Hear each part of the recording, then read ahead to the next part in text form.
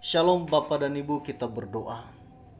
Ya Tuhan Yesus, kami menyadari firman-Mu adalah terang dan hidup bagi kami. Kami rindu itulah yang akan memperlengkapi kehidupan kami. Terima kasih Tuhan. Amin. Saudara, yang menjadi renungan kita hari ini dari kitab Ulangan pasal 30 ayat 11 sampai 14. Beginilah firman Tuhan. Sebab perintah ini yang kusampaikan kepadamu pada hari ini tidaklah terlalu sukar bagimu dan tidak pula terlalu jauh. Tidak di langit tempatnya sehingga engkau berkata, siapakah yang akan naik ke langit untuk mengambilnya bagi kita dan memperdengarkannya kepada kita supaya kita melakukannya.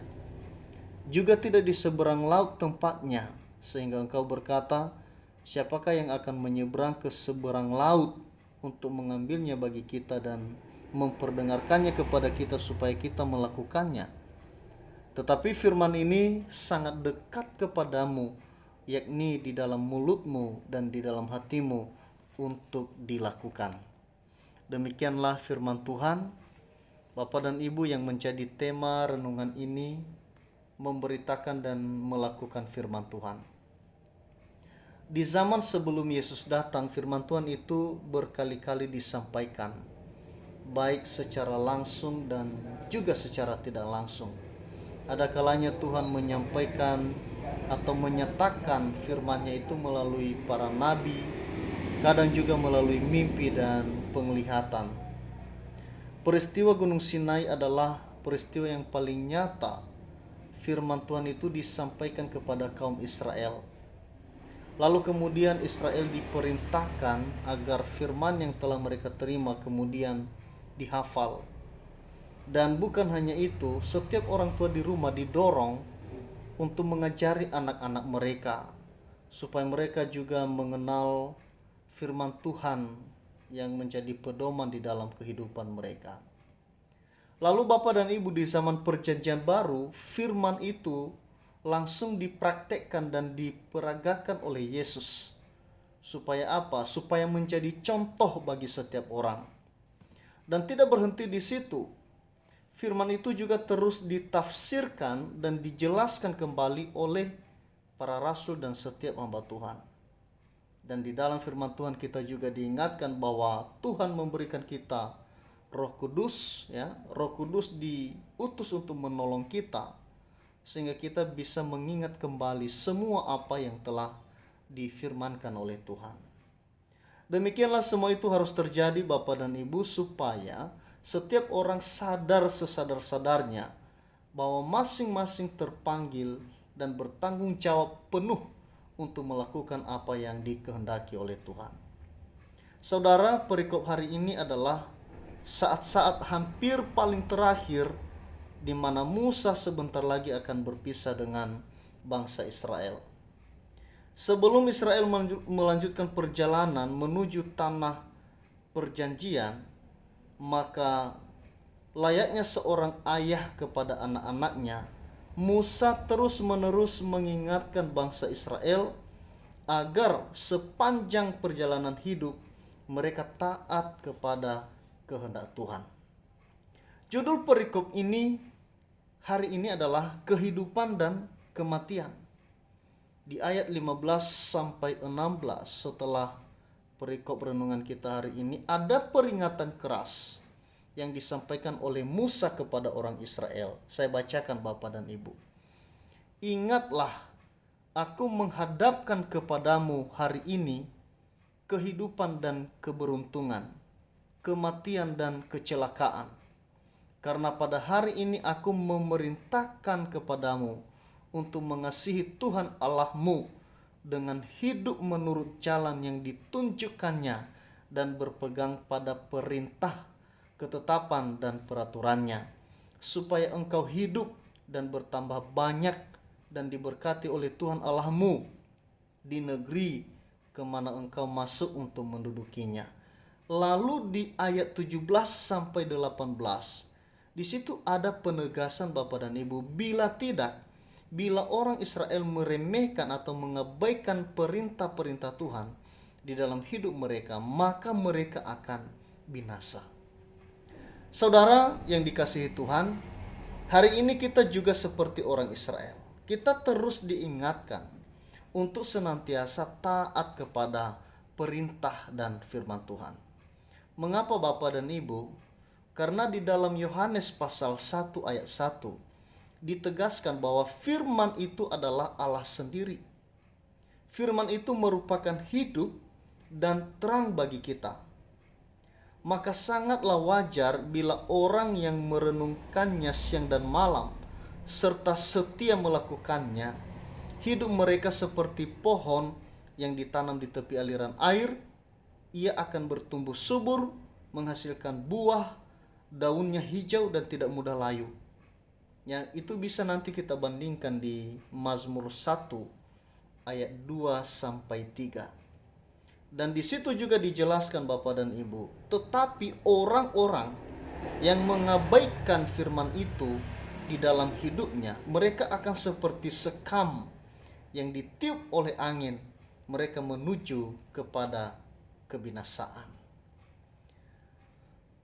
Oleh karena itu Bapak dan Ibu, hari ini kita diingatkan, kita mesti memiliki prinsip hidup ya, bahwa apapun kondisinya kita harus terus belajar dan melatih diri kita untuk melakukan apa yang Tuhan kehendaki. Tentu kita mulai dari hal-hal yang terkecil dan hal-hal yang paling sederhana. Firman Tuhan di ayat 11 yang menjadi renungan kita hari ini berkata, sebab perintah ini yang kusampaikan kepadamu pada hari ini tidaklah terlalu sukar bagimu dan tidak pula terlalu jauh. Jadi ada sebuah penjelasan bahwa sebenarnya firman Tuhan yang disampaikan itu tidak terlalu sukar untuk diikuti, untuk dituruti, untuk ditaati. Berat, tetapi bukan berarti kita tidak sanggup untuk melakukannya. Firman Tuhan itu tidak berada di tempat yang sulit dijangkau. Ayat 12 mengatakan bukan di langit. Ayat 13 mengatakan bukan di seberang lautan. Lalu ditekankan di ayat 15, tetapi firman ini sangat dekat kepadamu, yakni di dalam mulutmu dan di dalam hatimu untuk dilakukan. Nah, saudara yang dikasihi Tuhan, tentu kita sangat setuju ya, kita menerima pernyataan ini. Karena kenapa? Kita dari kecil pasti mendengarkan firman Tuhan itu ya, mulai dari keluarga, juga di bangku SM bertahun-tahun kita belajar sampai kita dewasa. Nah, tinggal sekarang adalah bagaimana kita memilih, apa kita mau melakukan atau tidak. Itu masalah Bapak dan Ibu yang dikasihi Tuhan. Nah, saudara yang dikasihi Tuhan, walaupun hari-hari ini masih banyak orang yang menganggap firman Tuhan itu sepele dan membosankan, namun pasti saja masih ada orang yang mau memperjuangkan sebuah ketaatan meskipun berat, melelahkan ya. Lalu ketika melakukannya kita dihina dan dipandang aneh oleh dunia. Mengapa? Karena mereka telah banyak belajar dari sejarah.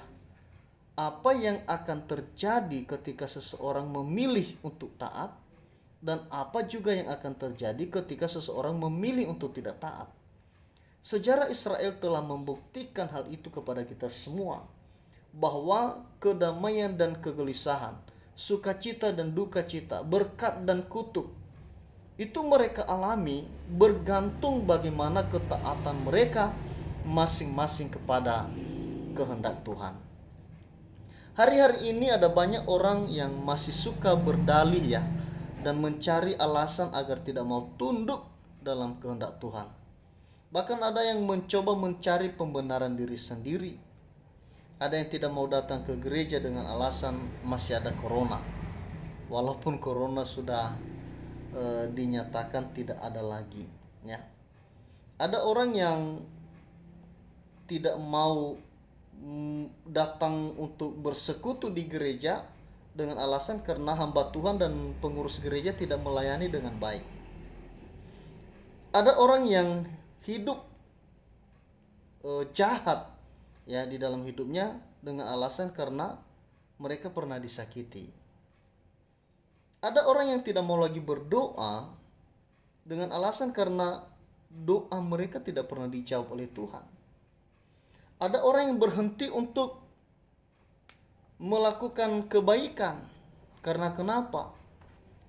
Ya, alasannya karena kebaikan yang pernah ia lakukan tidak dihargai, tetapi dibalas dengan kejahatan. Ya. Anak-anak melakukan kesalahan tetapi tidak minta maaf. Suami tidak menjadi contoh bagi keluarga, itu menjadi alasan bagi mereka. Ya. Istri tidak terampil, sibuk karaoke dan main TikTok, itu menjadi alasan bagi seorang suami untuk tidak lagi menjadi imam di dalam keluarganya. Nah, saudara-saudara, semua alasan-alasan itu adalah tidak masuk akal dan tidak diterima oleh Tuhan. Intinya firman Tuhan hari ini mengingatkan kita bahwa tidak ada alasan yang bisa diterima yang kita pakai sebagai senjata kita, sebagai alasan kita untuk tidak lagi hidup seturut dengan yang dikehendaki oleh Tuhan.